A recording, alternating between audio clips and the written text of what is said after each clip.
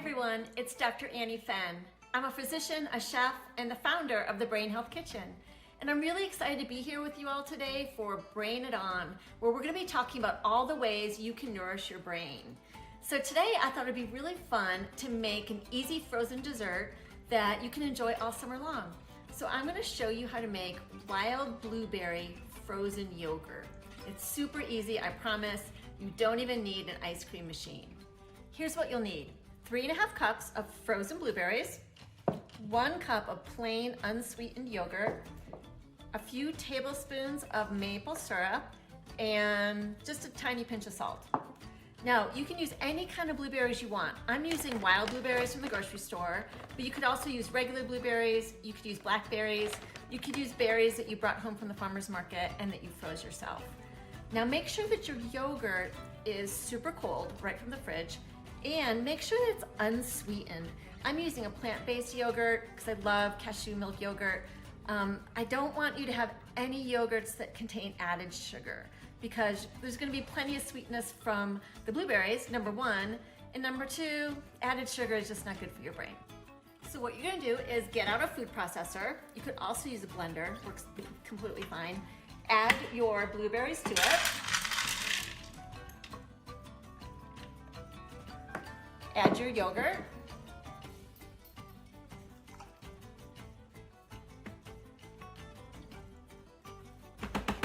And we're not gonna add the maple syrup yet because you know what? Sometimes blueberries are so sweet that you don't really need to add any sugar at all.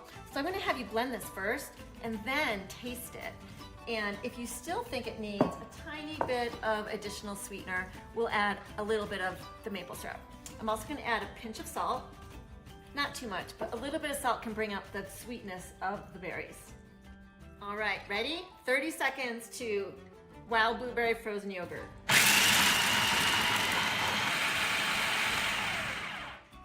I'm gonna stop and scrape down the bowl a little bit.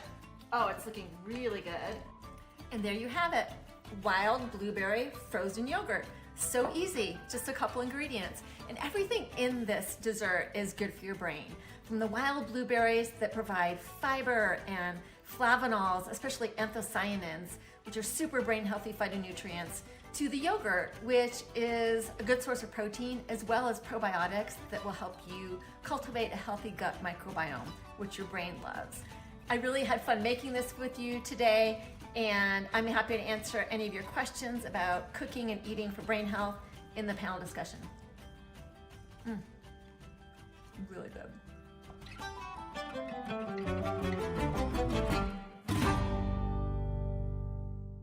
Hello, my name is Dr. Wendy Suzuki. I'm a professor of neuroscience and psychology at New York University, and I'm so looking forward to participating on the panel called Keeping Your Neurons Firing, part of the Brain It On event on June 24th, sponsored by Hilarity for Charity and the Women's Alzheimer's Movement. What if I told you that there was something that you can do right now that would have an immediate positive benefit on your brain, including improving your mood and your focus? And what if I told you that those brain benefits were long-lasting and could protect your brain from aging and neurodegenerative disease states like Alzheimer's disease? Would you do it? Of course you would. I am talking about the transformative power of physical activity that is moving your body to improve and protect your brain function. And we're going to be talking about the neurobiology underlying that, as well as restorative effects of sleep for your brain. Why does our brain need sleep? Why does it crave sleep? And why aren't we getting enough sleep? I'm thrilled to be joined and to be led on this panel by our panel leader. You know her from stage, screen, and her amazing dancing abilities, Miss Julianne Hough. Julianne and I have worked together before and talked about the amazing power of physical activity, not only for our bodies and for our brains. But I'm going to tell you the real reason that I want each and every one of you to join our panel is, if you've never worked out with Miss Julianne Hough, don't miss your opportunity, because we are going to be doing a quick little experiment together, working out together to really experience the brain-changing and mood-boosting effects of exercise together. So looking forward to seeing you all on June 24th.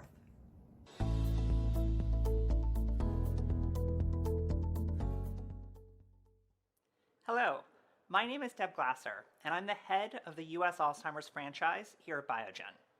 We are proud and honored to be a sponsor of today's first Brain It On Summit. Thank you to our friends and colleagues at HFC and the Women's Alzheimer's Movement for your commitment to brain health education and for your amazing work in the fight against Alzheimer's disease. The innovative work that you do, from promoting brain health to a younger generation, to empowering and celebrating caregivers, and to bringing awareness to the disproportionate effect that Alzheimer's has on women, educates all of us. As this group knows better than anyone, Alzheimer's is a complex disease, and it will take all of us working together to address this major health challenge. On behalf of the team at Biogen, thank you. We could not be more proud to work alongside you. Hello, I'm Ivan Cheung, chairman of Eisai Inc., a global pharmaceutical company that for decades has been committed to the creation of new treatments for Alzheimer's disease and the advancement of holistic ecosystem solutions for the Alzheimer's community. Thank you for joining the Bring It On event led by the Women's Alzheimer's Movement and HFC. Today's activities focus on the importance of early interventions and lifestyle modifications to help live a brain-healthy life. Eisai is proud to be a sponsor and stands as a willing partner with the Alzheimer's disease community in our efforts to help eradicate Alzheimer's and related dementias together.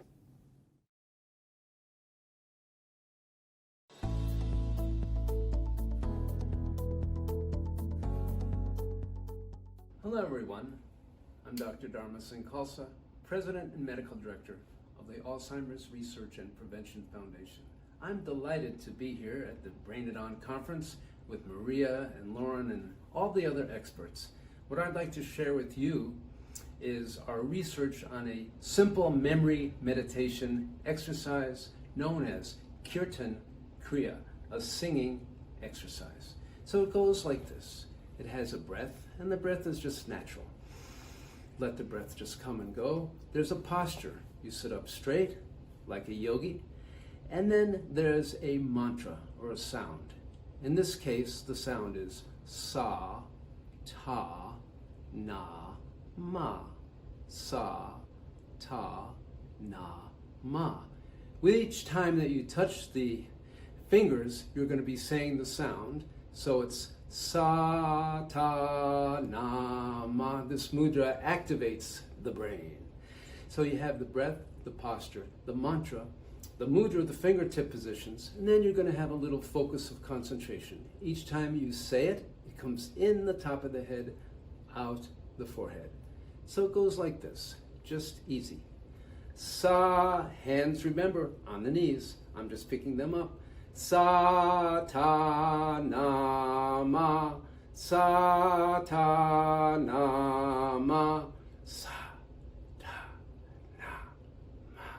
Sa, ta, na, ma. Silent.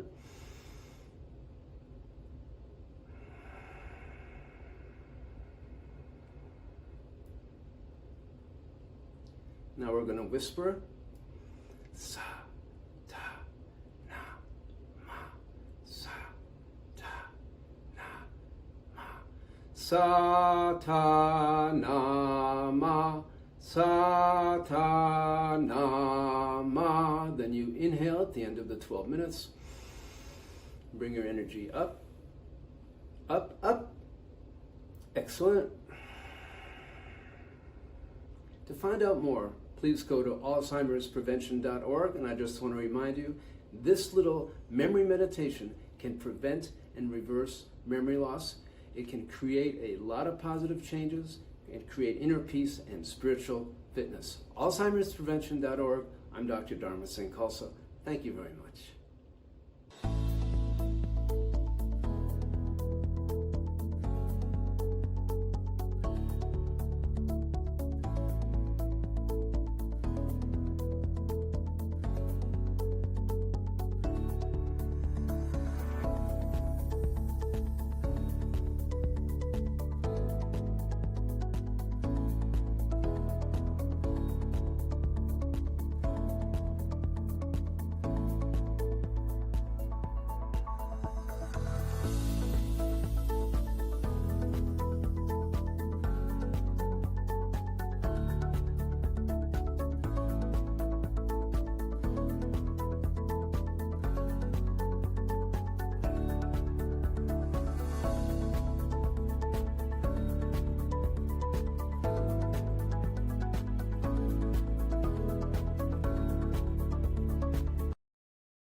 Hi there, I'm Seth Rogen, and welcome to Brain It On, a summit for people smart enough to make their brains a priority in their lives. So congratulations on being one of those people.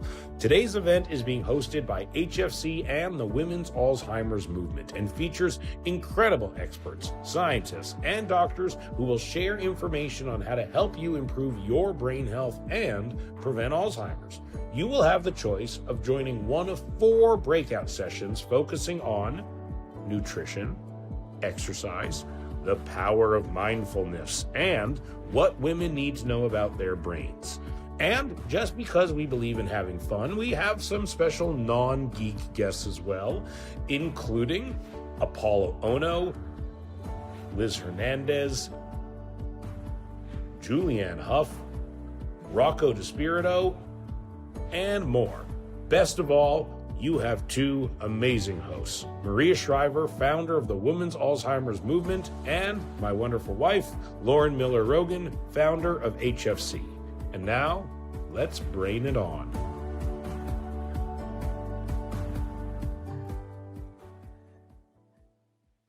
I love that. Let's brain it on. Hi, I'm Maria Shriver. And I'm Lauren Miller Rogen. And we are so excited to welcome you to the very first Brain It On, a brain health journey for you. We are going to take you all through your brain. We are going to tell you everything you need to know because we're both super committed to this cause, to your brain, to preventing Alzheimer's, and bringing you the very best experts and doctors to help you take care of your brain. So both of us, we're friends. We're fully vaccinated, so don't worry, we're close together. But this is the first time we've kind of brought our 2 organizations together because we thought it'd be so much more fun to collaborate and bring our forces together. And HFC has made such a huge difference in this space. Tell everybody a little bit about what you've been doing, Lauren. Thank you, Maria. I'm so excited about today. We started HFC back in 2012 to honor my mom, Adele, who was diagnosed with Alzheimer's when she was only 55 years old. And in those years, we have really focused on helping caregivers through their journey, whether it's providing care for them or support groups or tools that they need to become better caregivers. We inspire young people to tell their story and to become advocates because when you reduce the stigma, that will lead us to the end of Alzheimer's. And of course, brain health. Everyone who has a brain is at risk for getting Alzheimer's, and we want everyone to feel empowered and to know that 4 out of 10 cases of Alzheimer's may be preventable if you lead a brain healthy life. And that is a huge priority for us at HFC. And I'm so excited to get started and tell everyone. That is so important for all of us to know, because when I got involved, when my dad was diagnosed with Alzheimer's, so we're both kids of Alzheimer's, back in 2003, there was no hope in the prevention space. Nobody was really talking about brain health. They weren't talking about prevention, and they certainly weren't talking about women. So the Women's Alzheimer's Movement was founded because we reported to the nation for the very first time that women were 2/3 of those who get Alzheimer's, also 2/3 of the caregivers, as you well know. And WHAM wanted to find out why that was. Why does a mother like Lauren's mom get it at such an early age? So we've been funding research and trying to support caregivers in this space and educate people about what they can do about their brain health to begin their brain health journey in their 30s, their 40s, their 50s, 60s, and 70s. It's never too late to get going, which is why we wanted to bring the very best experts to you today. It's never too late to embark on this journey. And it is a journey. We've both been on it. We're not only out there kind of trying to educate people and inspire people, and Seth and Lauren, I want to say, have brought so many young people to this cause. Oh, thank you. We're trying. It's never too early to start taking care of your brain. And I think that there are so many young people who have been touched by this disease, whether it's as children or grandchildren of people who've had the disease. And something you mentioned a minute ago is you want to take action. You want to feel power over a disease like Alzheimer's, which can often leave you feeling powerless. Right. And learning about your brain and how you can keep it healthy has given me so much energy in this journey. And it's such an accessible thing that you can do. You can actually do it. Yeah. And I've been to some of the events that Lauren and Seth put on. They bring humor into this.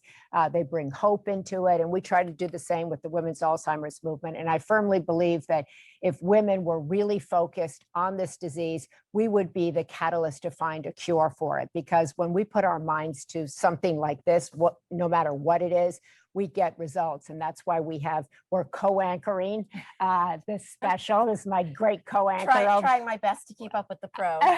She was like, as long as you lead, I'll follow. I'm like, okay, no, I'm going to follow. You're the actress, so you're the director too. But we also want to thank so many great sponsors came together to put on this event so you can come to this event for free. We have over 5,000 people who signed up. We have the best doctors and researchers and activists and advocates. And you saw some of the people who are moderating these breakout panels. We tried to bring you the very best so that you could attend this. And we also want to ask you to support these organizations by donating.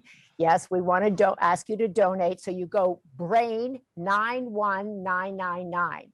Now, did you get that? I may have spoken that too fast. You go BRAIN 91999, and you can donate $1, $5, whatever you can afford, whatever you think might be helpful. And we want to say that anything you donate is really helpful, and that we're going to actually pick 5 people from the people who donate to join us for the after party after we all break out for these sessions. And then we kind of come back together and talk to the moderators about what they learned. And that's what's so exciting is so many of these moderators wanted to be involved because they want to learn. They want to be on the brain health journey with us. So that's what's super exciting. Yeah, no, I'm so excited to hear what everyone has to say. And the truth is, living a brain healthy lifestyle can make you feel better. I feel good when I get good sleep and when I exercise and when I eat healthy and when I keep my brain active. And these things are not things that have changed my life in a negative way. They've made it better, and it is so doable. And I'm just really every time Seth and I start talking to people about what they can do to keep their brain healthy, they lean in, they listen. They're like, oh, I can do something here. And there's so much good information, and I'm very excited to tell everyone about everything. Yeah, and what's exciting, as I was saying, that having been involved in this for many decades before, it was kind of dark, and now it's hopeful. As I said, we're talking about prevention. We had big news in the Alzheimer's space a week ago with the Biogen drug that was approved by the FDA. They're one of our sponsors on this. You heard from them at the beginning here. And a lot of researchers that we're talking to are saying that they're hoping that that might open the gateway to more drugs that are in the pipeline. There might not be one exact drug, but there might be others. And it might be a combination of everything you learned today. And there might be other things that are in the pipeline tomorrow. So we want to thank them for sponsoring, and also Asahi also joining us as a sponsor. Once again, they sponsored this so that all of you could attend for free. And all of the people who are on the panels, moderating the panels, have donated their time, their expertise, their efforts to make this the best possible summit. So we're going to brain it on. We're going to start talking to 2 people that are really instrumental in our lives, who have been really at the forefront of this disease. You know one very well. I do, Dr. Richard Isaacson from the Weill Cornell Alzheimer's Prevention Clinic. He's both guided Maria and I on how to take care of our brains. He is a bit of a nerd. But that is lucky saying that. Well, yeah, he collects cell phones. He's not going to like that. He's also a new dad, so I'm going to talk to him about that. Also, Dr. Marie Bernard, you see her there. She's been a great friend to the women's Alzheimer's movement. She's at NIH. She has a big new title. She's leading the charge for diversity, and she is going to bring us up to date. Let me begin with you, Dr. Bernard. Thank you, first of all, so much for joining us. Thank you for your leadership at the NIH, and thank you for everything you have done in this space. Tell me right now what you're excited about when it comes to brain health, Alzheimer's prevention. What's new, what's cutting edge? Well, thank you so much for inviting me. And yes, this is an exciting time. As you alluded to, a decade ago, we really didn't have much in the way of good news. We didn't know a lot about the things that contribute to the development of this illness. We didn't thus know what you might do that could be helpful to prevent it. And you certainly didn't have much in the way of things that could be potential treatments. And that is very different now. A decade ago, a little bit more than a decade ago, you basically had to die and have an autopsy for it to be sure that you have Alzheimer's disease. Now we have wonderful means of looking into the brain and seeing changes even before people have symptoms. We're beginning to find means of checking for Alzheimer's from looking at spinal fluid or looking at blood or looking at other things. We are learning all sorts of things about the factors that can seem to be associated with the development of Alzheimer's and other dementias, just as you've been talking about. And yes, the FDA approval last week of a new drug that targets amyloid that gathers in the brain. That's a new development, and we're going to have to watch how things go forward with that. The FDA is calling for additional analyses, and it'll be very interesting to see how that all plays out. So it's an exciting time. Dr. Bernard, we've talked a lot about how Alzheimer's discriminates against women. 2/3 of those diagnosed with this disease are women, and particularly discriminates against women of color. What are you doing there at NIH in terms of spreading the message about diversity, about pre-existing conditions, about getting this message out to communities of color in particular? So up until May 31st of this year, I was fully immersed in exactly that because I was the deputy director of the National Institute on Aging at the National Institutes of Health. My title now is Chief Officer for Scientific Workforce Diversity for NIH as a whole. So in that capacity, I'm working on trying to make sure that there is a heterogeneity, a great variety of scientists who are pursuing these questions so that when you pull together a clinical study to evaluate a drug like the one that was just approved, you're more likely to have a diverse population in which it was tested. And you can see whether there are differences based upon sex, gender, race, ethnicity, and those sorts of things. In my role at NIA, and as is continued by my colleagues, it's very well appreciated that the way that Alzheimer's expresses itself is going to vary by population. We've seen that there are differences in men and women. We're seeing that there are differences among African Americans and Blacks versus non-Hispanic whites and potentially other populations. And so the team is working really hard to try to make sure that we recruit into clinical studies a wide variety of individuals so that we can get a full picture of the illness. If you only have a very narrow homogeneous group, everyone seeming the same, you're going to miss aspects of the illness and other ways of approaching the illness that would be very important. That's so critical, Lauren, Yeah, because for absolutely. so long, we didn't even include women in any of these trials, much less communities of color. So also bringing researchers from different communities in, they'll be looking at things from a different viewpoint, and then also encouraging people to join clinical trials. That's so important. NIH needs people, needs younger people now. That's also a big movement of asking people to be a part of clinical trials, people of color, women, men, and also younger people. So we can look about how this disease progresses over time and what are the different factors that affect certain populations, which is exciting. Yeah, so exciting. And, and also exciting, we'll turn to Dr. Isaacson. Something that I've learned from you is that, it was something I said earlier, which is that potentially 4 out of 10 cases of Alzheimer's may be preventable.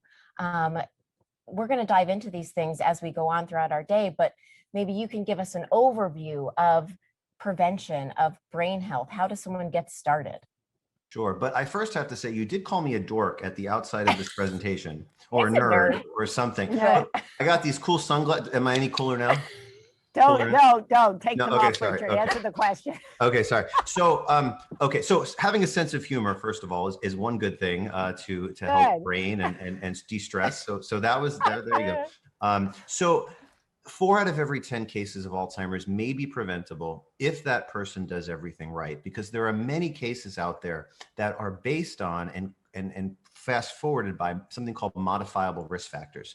People that have high cholesterol, diabetes, high blood pressure, people that are not sleeping, are stressed out, aren't exercising, aren't eating healthful foods, all of these different things can have a really negative impact on the brain over time. Now, the good news is that lots of cases can be prevented, and maybe not in everybody, actually. In some cases, and in many cases, we can't, at this time anyway, definitively prevent Alzheimer's. But I think in everyone, we can make brain healthy choices today, like you said, Lauren, to have a positive impact tomorrow. Exercise on a regular basis, eating a Mediterranean style diet, making a plan for sleep. 7 hours, 7.5 hours as a minimum. These 5 and 6 hour things, we can't do it. We have to prioritize that. Learning about brain health is critical. And I know both Women's Alzheimer's Movement and HFC have done tremendous pushes forward to educate the public about brain health. One more thing, I want to say that everyone needs to know their numbers. Everyone needs to see their physicians on a regular basis. Even if your physician may not be aware of the latest and greatest in brain science, and you're going to hear from amazing experts today who certainly are aware, knowing your own personal numbers, everyone should know their weight, their waist circumference, their blood pressure, their cholesterol. These are all things that can slam the brakes on the progress and the fast forwarding of Alzheimer's. And we need to do that. Women, 2 out of 3 brains affected by Alzheimer's are women. We used to say we don't know why until I met Maria Shriver about 5, 6, 7 years ago. And she elbowed me on the set of some media thing and said, Isaacson, go find out, go figure it out. And now I think we understand more. And you can learn about that today because women, unfortunately, may be sitting in the fast lane when men may be sitting in traffic. And there are things we can do, perimenopause transitions, specific risk factors related to women. We really need to identify these things and intervene. I'm really hopeful because while we don't have a one-size-fits-all approach to reducing risk for Alzheimer's and prevention, every single person out there today can make a change. And I really hope everyone feels empowered to do that. Definitely. And I guess something that I think that everyone should really hear is, when should someone start on their brain health journey? Is it ever too late? So I don't think it's ever too late. When we first started the Alzheimer's Prevention Clinic 8 years ago, it was something that was, Alzheimer's prevention? Like, how do you even put those words in the same sentence? Alzheimer's disease begins in the brain over 20 to 30 years before the first symptom of memory loss begins. And that leaves a lot of time to make these brain healthy choices. What we do in our program is we basically ask when the family members first started having the very first change or symptom of Alzheimer's, we then basically subtract 25 years or so. And that's about when people, I would say at a minimum, should start. We initially started seeing people 40 and above, then we reduce the age to 30 and above, and honestly about probably 20s, 25 and above.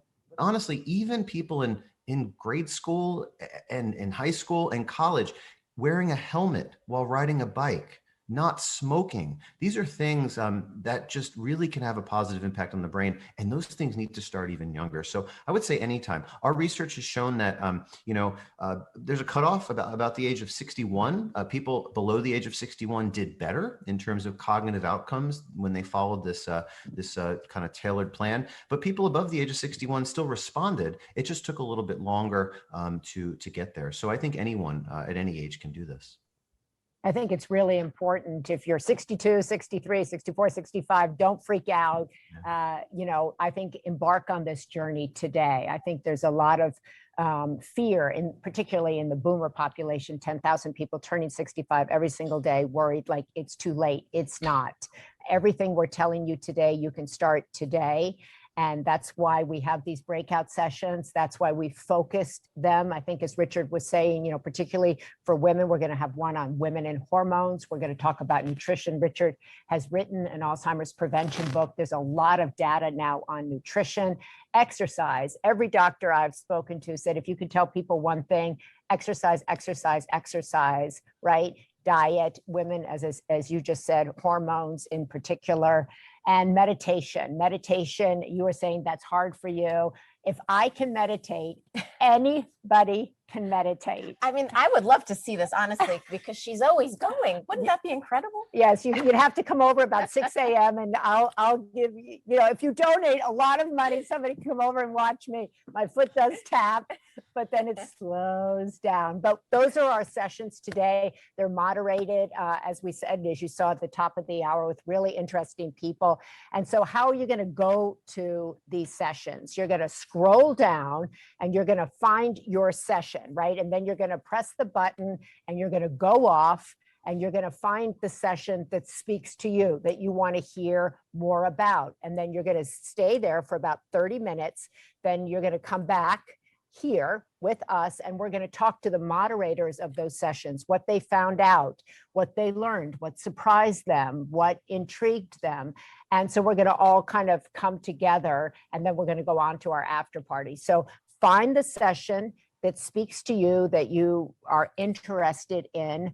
Go there, take notes. I'm a big believer in taking notes.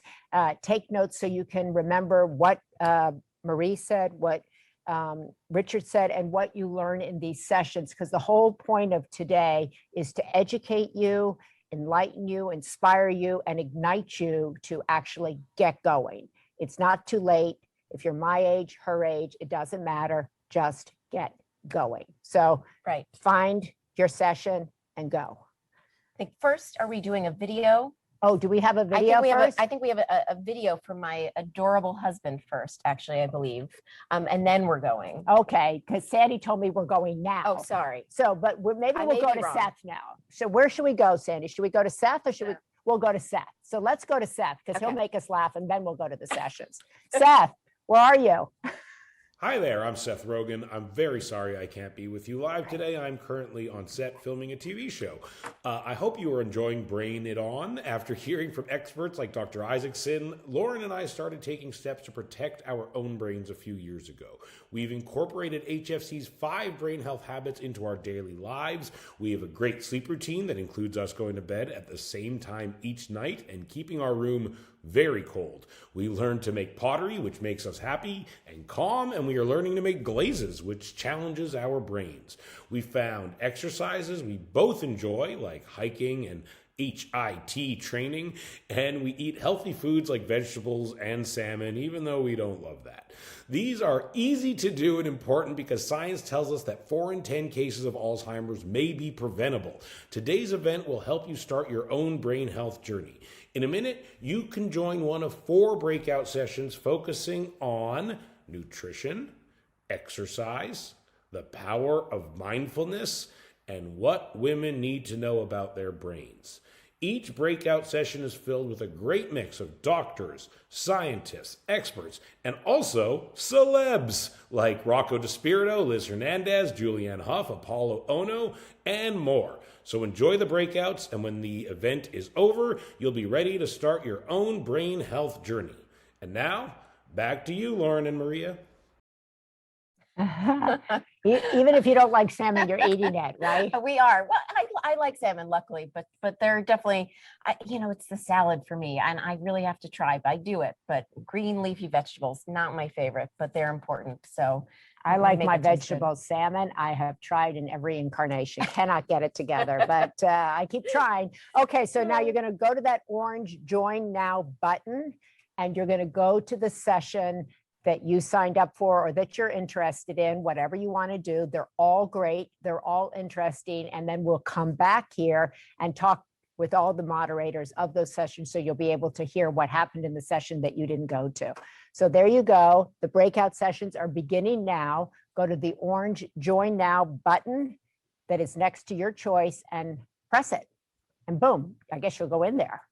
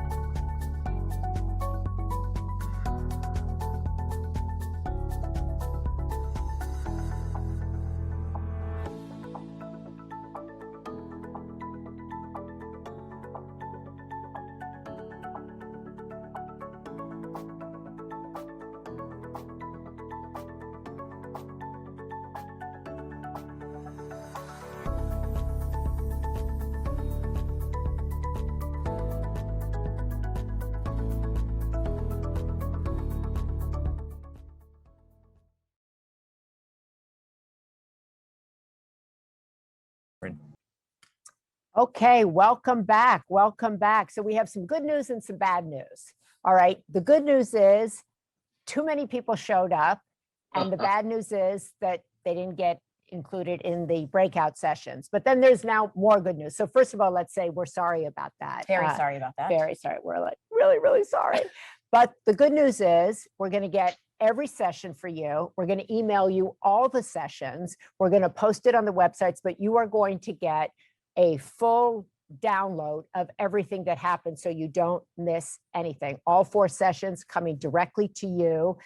So you didn't see it in real time, but you're going to see it.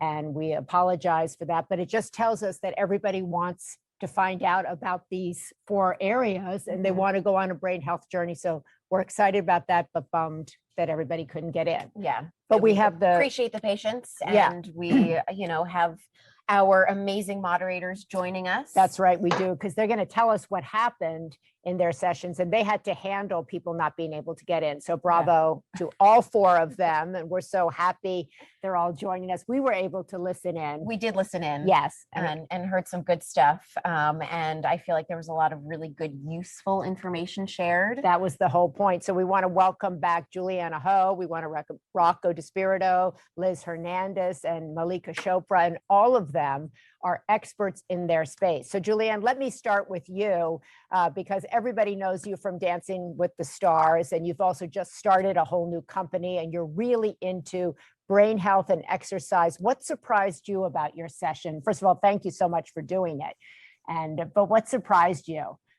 Well, thank you for having me. And yes, that's exactly what I'm passionate about. The holistic approach of how we move our body and how that directly affects our brain health and the building of new connectors. So we had an incredible panel of Dr. Wendy Suzuki, a neuroscientist. We had Jen Zients, who focuses on the cognitive fitness and the cognitive health. And then of course, Apollo Ono, the most decorated US Winter Olympian, speed skater, and also my Dancing with the Stars partner.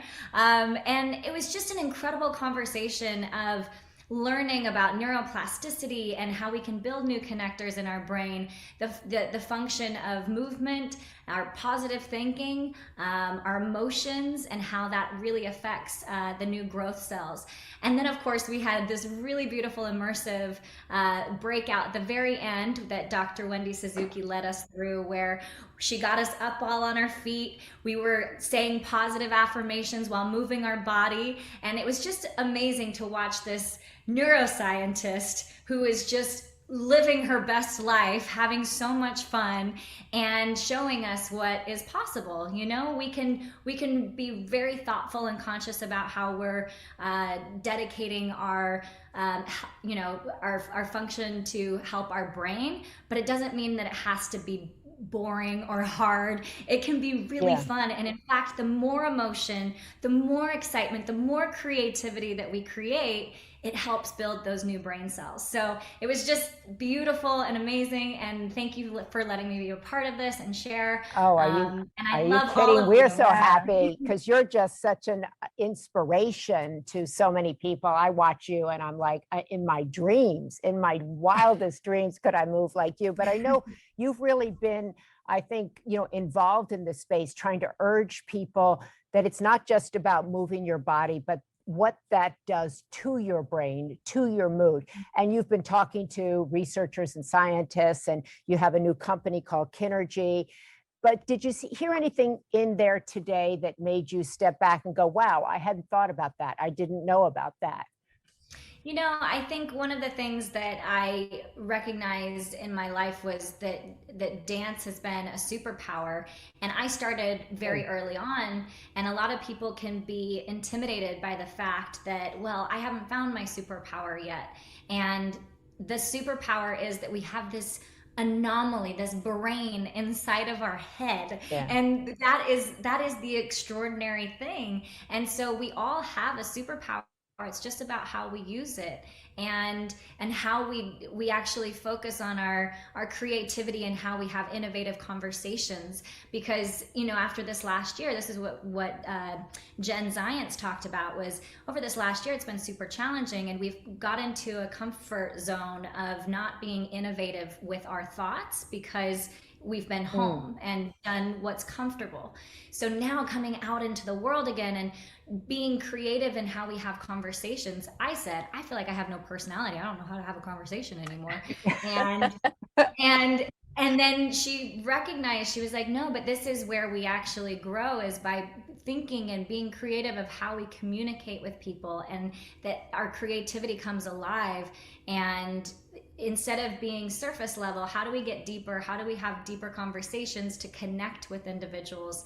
And that's going to actually help our brain function.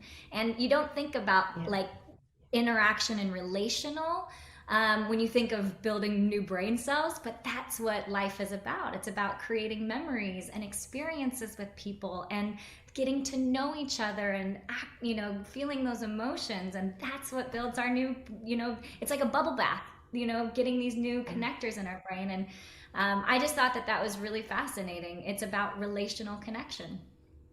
I love that. I love that too. I love that. And it, it's about what works for you. I think what you said about your superpower and finding your own strength. And, I think back a couple of years ago, and I hadn't moved my body in a long time, and I was like, oh, exercise, no way. And I had to dig deep and find, like you said, in a way, my superpower. And I'm not a dancer by any means, but I move my body in a way that works for me. And it gives me energy. It really does make me happy. And I thought that was a myth. I think what she also does, which is so great, is she makes it look fun. Yeah. And inviting. You inspire us to get up and move, Yeah. like the way your attitude about it. So that's such a positive thing, because having fun, being excited, doing it with somebody else, that's part of it too. You're not going to do it if you're like, oh God, I got to run again. Totally. Ugh. Exactly. Yeah. And that's what Kinergy is, my new company. We're trying to shift the way that we look at fitness as this external thing, but it's this internal energetic expression. It's not about perfection. It's about expression. You move your body the way your body was designed to move.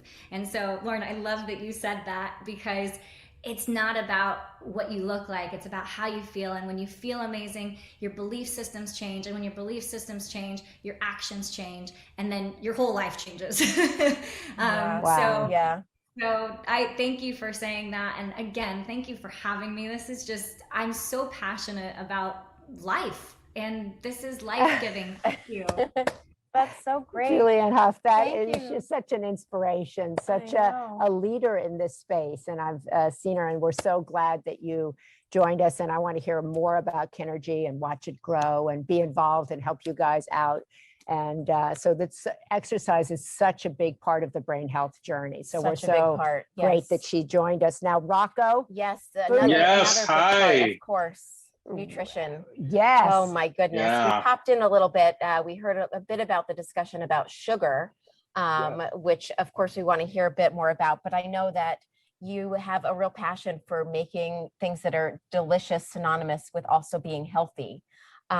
When did brain health, when did cooking healthy and delicious become a part of your life?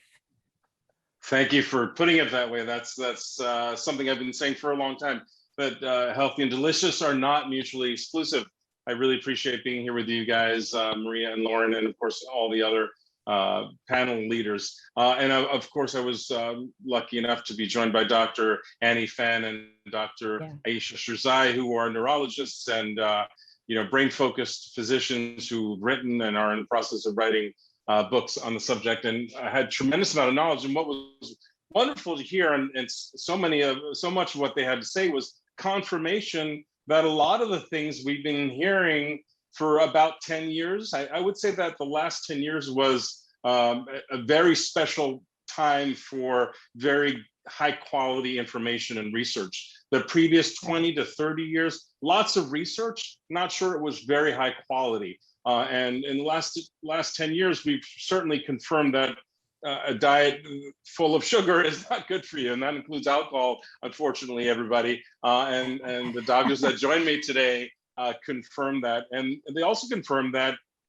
living a Mediterranean lifestyle with a plant-based diet is still the best way to go. And I felt that way for a long time. I watched my mother, my grandmother, all of my ancestors live a long, healthy life. with highly, high cognitive function till the end in most cases, who ate a mostly plant-based diet. So it was great to hear that. And it was also fun to hear them not tolerate excuses. There were at least 50 questions from the audience. And, we heard the typical, I don't have time, I don't know, I don't know. I live in a food desert, and they had solutions for all of those situations. There are solutions for all the complications that we face in life. And just like Jules' superpower is movement, if you can cook even a little bit, that's another superpower that will really help you live a longer and healthier life. So if you're thinking about learning how to cook a little bit or learning how to make good food choices,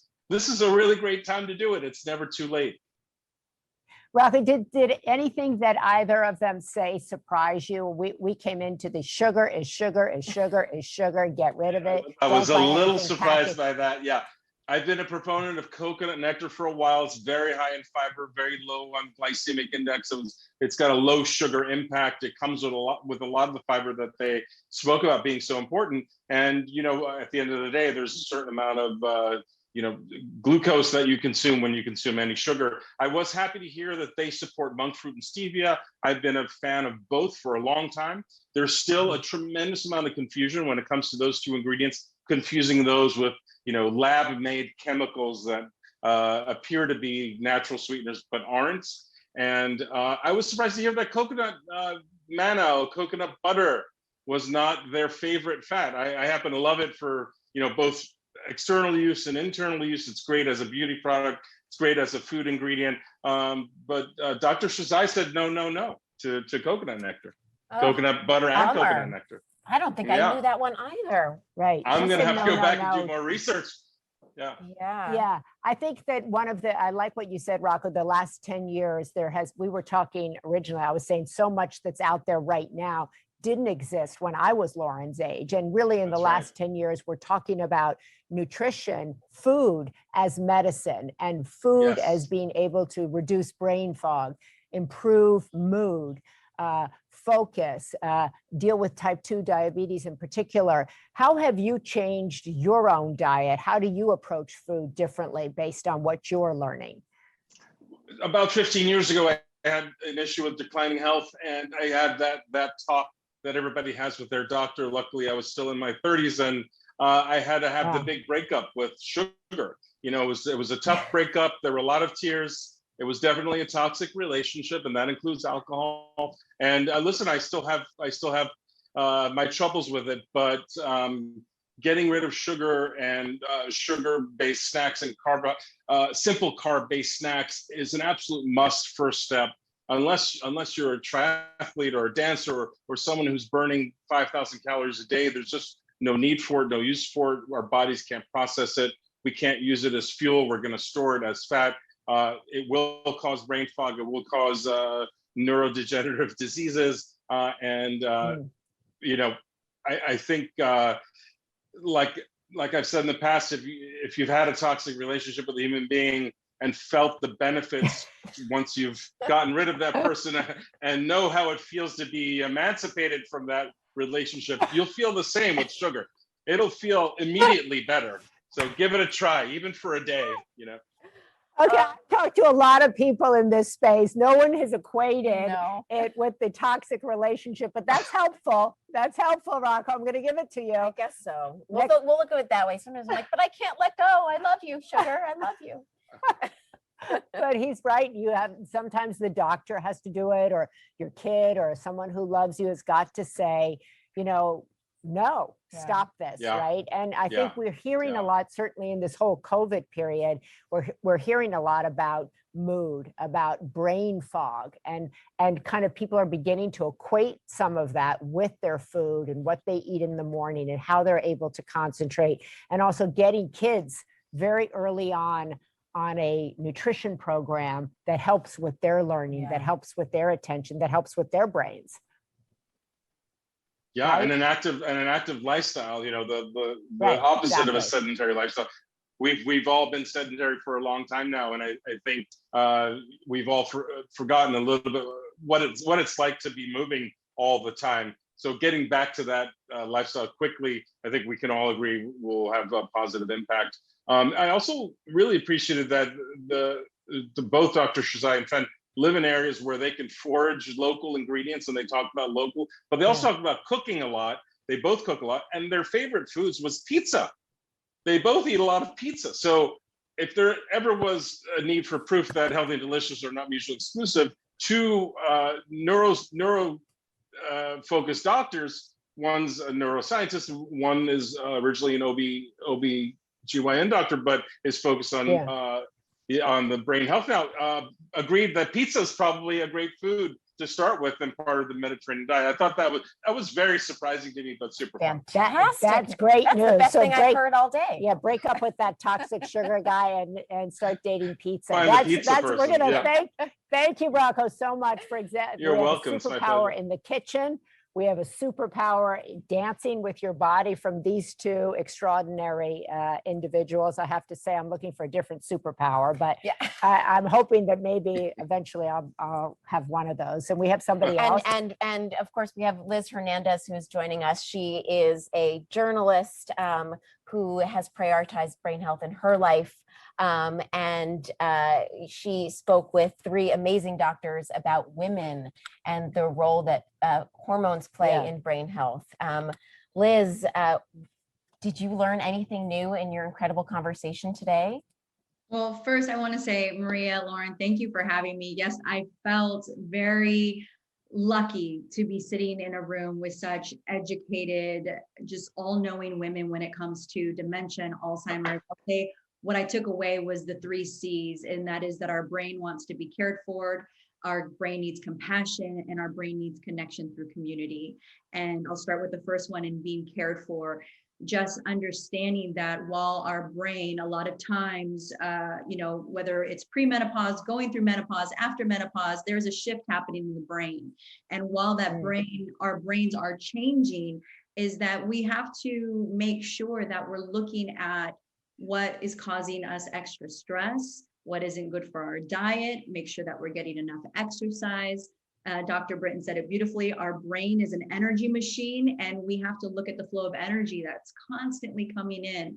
So if that's just making sure that we're doing things that are putting us in a good space to use our brains cognitively, like learning a new skill set, making sure, again, that we are looking at what we're consuming, because we're just talking about sugar, also just other bad habits, maybe that's smoking, and how that actually affects women more than it does men. I mean, there was just so many things that you're just kind of taken back at what women are more predisposed to and what could really affect us in a different way. And so for me, that was very enlightening. And just compassion, we talked a lot about the importance of getting quiet and having meditation and what that does just to our stress levels, of making sure that we're just mindful in how we are processing all the information that is coming at us on a daily basis.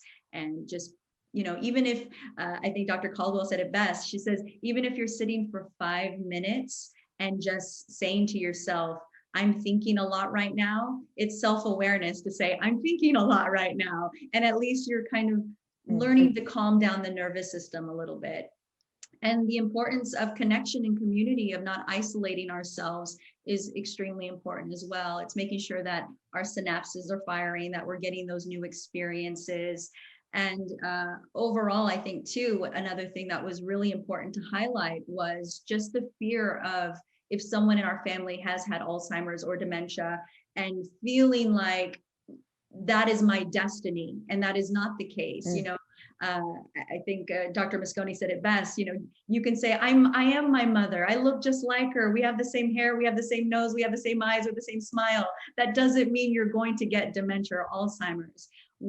She says, it only raises your percentage about 20 to 30%, but it really comes down to our lifestyles, how we're caring for ourselves, looking at the risk factors. And I'll go back to those 3 C's, making sure we're caring for the brain, making sure we're compassionate with the brain, and that means self-talk, and of course, connection and community. So I was really excited. A beautiful I've summary. never heard that before. Yeah, I love that. And Liz has, like you, her mother had Alzheimer's. She's been on the front lines of this disease and advocacy for it. So we're so grateful, Liz, that you moderated this panel, because you know what it's like firsthand as the child of Alzheimer's. And I know you've taken steps in your own life to change the way you're living, to change your health journey, to change your brain health journey because of what you saw with your mom. And what are the big changes you've made yourself? Well, one of the things I want to say, Maria, too, that I thought was really important that Dr. Mosconi brought up, how important it is for us to be participants in studies. So I gave her my word that I'm actually going to sign up to be a part of their studies, because I do want to know where my starting point is now at the age I am, so that in 10 years from now, they can actually say, if they see anything, they know what my starting point looks like, but not only for myself, but we have to be participants so that we can have sessions like this and get information. And I think that's so important. But how I've changed my lifestyle, I have dove deep into meditation. I do it every single day, even if it's just taking in 10 deep breaths and getting present with myself. It's, just for me to kind of reset again the nervous system, because I know that's really impacting how I get through my day. I exercise. I try to cut out sugar. I really do. I used to be a big, I have to have dessert after every meal type person, even if that meant like a little Hershey's Kiss here or a little, and now I have fruit. I make sure that my house is filled with, even if it's like oranges, something that's kind of sweet, like mango, anything that has that sugary, but it's natural sugar. And I'm still working on cutting out the alcohol. I think that's a hard one. I think, after a red wine or, maybe something a little stronger, but, that's the only thing. But I am really mindful in making sure that I try to put myself in situations where I'm learning new things, where I'm challenging myself. Yeah. Before it was so easy to say like, oh, I don't really need to know that skill set. I don't really, and now I'm like, what else can I learn? Somebody teach me something that's going to challenge my brain, even if it's, and you read those small articles about brush your teeth with your left hand because it's going to fire off other parts of your brain. I mean, those have stood the test of time, those little tips, because they actually do work. Take a different route home. I mean, all those little things help the brain and its elasticity, and for us to just, continuously supply ourselves with just new small experiences. They don't have to be these big, extraordinary life events. They could be something so small that's just, again, firing off new neurons. Liz, thank you so much. And thank you for the commitment to join a trial. We talked about that at the beginning, how many trials depend on people signing up, and people of all ages, all communities, because that's how the science, that's where the data comes from. That's where we get the superpower. That's where we learn. And so thank you so much for doing that. And thank you for being the advocate and activist you've been in this space. And I know you will continue to be. So thank you so much. I love that everybody has made these small incremental changes, whether it's moving more, whether it's trying to make advancements with getting rid of sugar, breaking up with sugar. But, a lot of the things that people are talking about, meditation. Now we want to talk, because we had a whole panel with Malika Chopra on meditation. And that's something that I started several years ago. Lauren can't believe it, but it's true. I swear to God. Sitting still? I don't know. It's true. And Malika, what you've done so much in this space, you've written books, we've worked together before. Anything surprise you in your panel? It was an amazing panel. So one, thank you for including me. Such an honor. We had Dr. Dharma Khalsa, who is one of the experts on integrative medicine, Lakeland Hogan, who really focuses on caregivers, and Dr. Karen Epps from Emory University, who's also working in particular with nurses and African-American communities. So I think in general, we talked about spiritual fitness, what everyone here has talked about. In fact, it's so great to hear the other panelists, because I will say that even from a personal standpoint during COVID, I never used to really drink much. I kind of got in the habit of having like one little whiskey every night. And after 3 or 4 months, I realized, oh my God, what am I doing? And it's about being kind of self-reflective, forcing myself to exercise and move. So I think we've gone through a 1.5 years where we all really have to reflect. And that's where meditation and these practices come into play. Maria, you're a great example actually of someone who says, oh, I can't sit still, but sometimes it can be as simple as taking a deep breath in and out. And that's what we tried to do as we began this session and ended the session, because so much of this is about practice. And so the panelists shared everything from love and self-love, something Dr. Epps talked about particularly with Black communities and reaching out to Black churches, looking at prayer as a form of both personal, spiritual, and community connection. And, all of those levels affect obviously our brain health and overall health. Dr. Khalsa talked about purpose. And so that also, we don't necessarily associate that with meditation, but having a sense of purpose and service is part of traditions, wisdom traditions around the world. And so we can always add that to a meditation practice.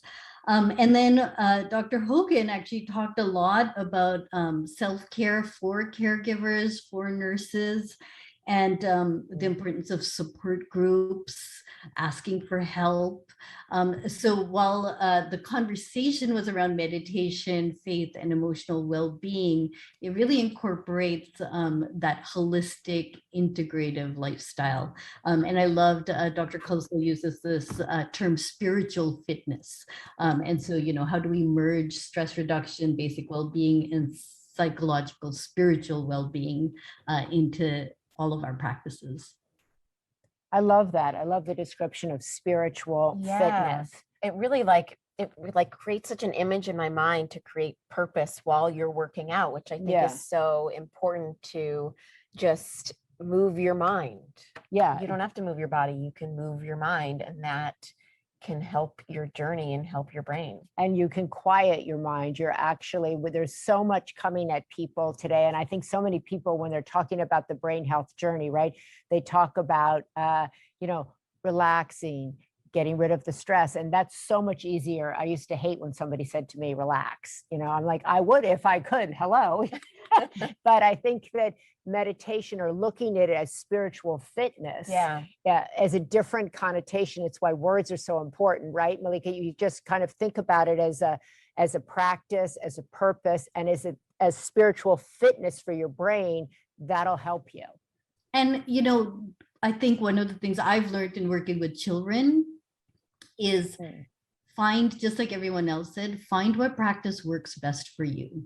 So sitting quietly for a lot of people, especially like when you're with 10-year-old boys, you're not going to get 10-year-old boys to sit still for that long, but you can direct energy to, using your body and your breath, to going for walks in nature, to using yoga or exercise or fitness. So there are we use this overall term of meditation or mindfulness, which can feel daunting. But if we really think of it as kind of breath, connection, and self-reflection, I think that helps make it more tangible. I love that. We want to thank you so much for moderating your session. So important on spiritual fitness, on meditation, on purpose, on quieting. That makes us better parents, better professionals, better providers, better people. And certainly, I think that's what the world needs. We see a lot of examples of rage out there right now. So it behooves us all to become mindful and to kind of take responsibility for bringing our temperatures down, whether we're on social media, in a car, in a community, right? And that's so great. And I know everybody will have a chance to watch that panel if you weren't able to get in. And once again, we apologize for everybody not being able to get into all of these panels. We didn't know that there were going to be so many people trying to get in at the same time. So that's the good news, bad news, but you'll be able to watch all of these panels. You'll be able to look at all of them as superpowers. I think in conclusion, you'll be able to find out about hormones, about women's health in particular. You'll be able to find out about spiritual fitness, about nutrition, the importance of nutrition, and then again of movement, like Julianne Hough was saying, you know, the importance of making that fun, moving it around. And we want to thank all 4 of you for joining us. They all volunteered their services. And once again, we want to thank them for taking time out of their very busy schedules for doing that. And our sponsors. Thank you so much. Amazing. Yes, we had incredible sponsors today. Of course, we've mentioned Biogen and ASI, of course, Kensington Senior Living, Yes, great. who are incredible partners to us. Home Instead, always such great friends to us. Eli Lilly and Cole and Accenture. Everyone has to come together to change the course of this disease. And these organizations are always so generous to support us and our work. And so we thank you so much for helping make today happen. Yes, and these are all organizations and people who have stayed the course, right? This has been kind of a tough field. Not a lot of hope in the Alzheimer's. We always heard about this failed and that failed, and all of these sponsors have been in the space. They didn't give up, just like all of our moderators. They've been out there. They've been working in their chosen professions. They've been trying. They've been working, and they've been friends of our organization. So together with our sponsors, with our moderators, and obviously all of you who came together, we have some winners. Remember, you had to text at the beginning of our Brain It On brain health journey event today. And we said, if you texted brain, what was the number? Brain to 91999. 91999. We have some, okay, so we have Marie Racine, Julie Richardson, Maria Flowers, Cece Madden, and Darlene Fahy Britton. Yes, so they need to check their email for a link to the after party. And that when they get that link, when you go on your email, you'll get a link, and then you'll join us at the after party. I've never done an after party. I mean, of course, I've been to an after party in my life, but I haven't been to a Zoom after party. Sure, she hasn't. There's not going to be any sugar at the after party. No. Okay, there's going to Or be alcohol. There's going to be no alcohol, no sugar. It'll be a brain healthy after party. Oh my God. Is that going to be fun? It'll still be a party. Yeah, we have a special guest. We're going to laugh at this after party, right? We don't, do we have any food? We have food, we have snacks. The people who are attending have received a brain health box. Yes. We're going to unpack it together like a little gift. Gift of brain health. No cookies in there. There are no cookies in there. There are no cookies. Okay, well, we'll try to eat healthy. We want to thank everybody for joining us for Brain It On.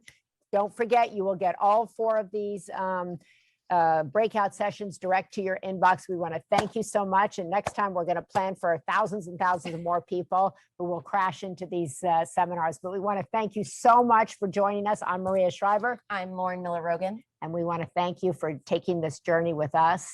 And we'll see you soon. Bye-bye. Thank you, guys. Thank you. Thank you.